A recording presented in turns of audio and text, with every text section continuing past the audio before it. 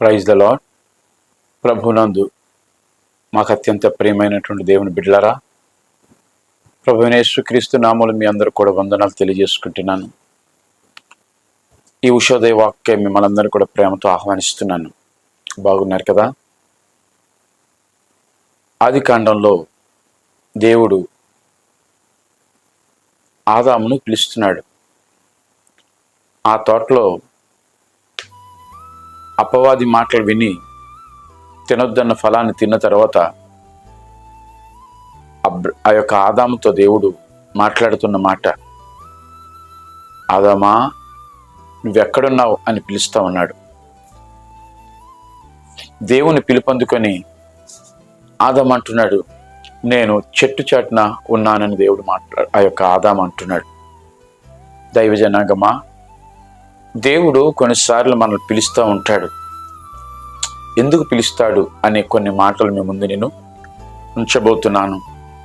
దేవుడు ప్రతి మనిషిని కూడా పిలుస్తాడు. సమూయేలు అని 2 సార్లు పిలిచాడు. మోషే అని 2 సార్లు పిలిచాడు. సౌలా అని 2 సార్లు పిలిచాడు దేవుడు. అలాగే మన బ్రతుకుల్లో కూడా దేవుడు పిలుస్తూ ఉంటాడు. ఎందుకు పిలుస్తాడో 2-3 మాటలు చెప్పి నేను ప్రార్థనలకు నడిపిస్తాను.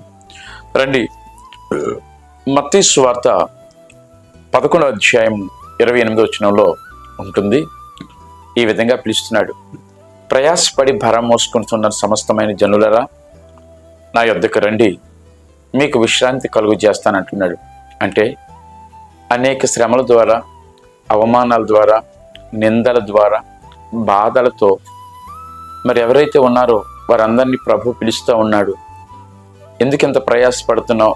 రా, నీకు నేను పిలుస్తున్నాను, ఆ యొక్క ప్రయాస నుంచి విడుదలిస్తానని దేవుడు పిలుస్తున్నాడు. మొట్టమొదటిసారిగా దేవుడు ఎందుకు పిలుస్తున్నాడు అంటే మన భారం నుంచి విమోచించడానికని దేవుడు పిలుస్తూ ఉన్నాడు. ఇక 2వదిగా చూడగలిగితే యెషయా గ్రంథం 1వ అధ్యాయం 18వ వచనంలో అక్కడ అంటాడు, బిడ్డలారా నా దగ్గరికి రండి, మీకు పాపము నుంచి విమోచన చేస్తానంటున్నాడు. మొదటిగా వింటే భారం నుండి విడుదల చేస్తానన్నాడు. 2వదిగా యెషయా గ్రంథంలో చెప్తున్నట్లుగా పాపము నుంచి విడుదల చేస్తాను అంటున్నాడు. అది ఎలాంటి భారమైనా, 2వది ఎలాంటి పాపమైనా దేవుడు వాటి నుండి సంపూర్ణంగా విడుదల చేస్తానని దేవుడు మాట్లాడుతూ ఉన్నాడు. ఇక 3వదిగా చూడగలిగితే ఆది కాండము 7వ అధ్యాయం 1వ వచనంలో నోవాహు పిలుస్తున్నాడు, రండి ప్రతి ఒక్కరు కూడా అని సకల జీవచరాలను కూడా పిలుస్తూ ఉన్నాడు. వాడలోకి రండి. ఎందుకు వాడలోకి రమ్మంటున్నాడంటే నీకు రక్షణ కొరకే వాడలోకి రమ్మంటున్నాడు. వాడలోకి వస్తే నువ్వు మరణం నుండి తప్పించబడతావు. భారం నుండి తప్పించబడాలని పిలుస్తున్నాడు, పాపం నుండి తప్పించబడాలని పిలుస్తున్నాడు. 3వదిగా మరణము నుండి తప్పించబడాలని దేవుడే ఆయా భక్తుల ద్వారా పిలుస్తూ ఉన్నాడు. హల్లెలూయా. యెషయా గ్రంథం 55:3లో చూస్తే దేవుడు అక్కడ పిలుస్తున్నాడు దావీదును.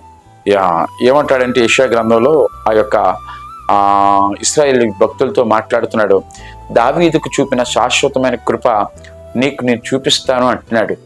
పిలుస్తున్నాడు ఇశ్రాయేలుని, రండి, దావీదుకి ఎలాంటి కృప చూపించానో అలాంటి కృప చూపిస్తానని ఇశ్రాయేలుని పిలుస్తూ ఉన్నాడు. దేవునికి స్తోత్రం కలుగును గాక.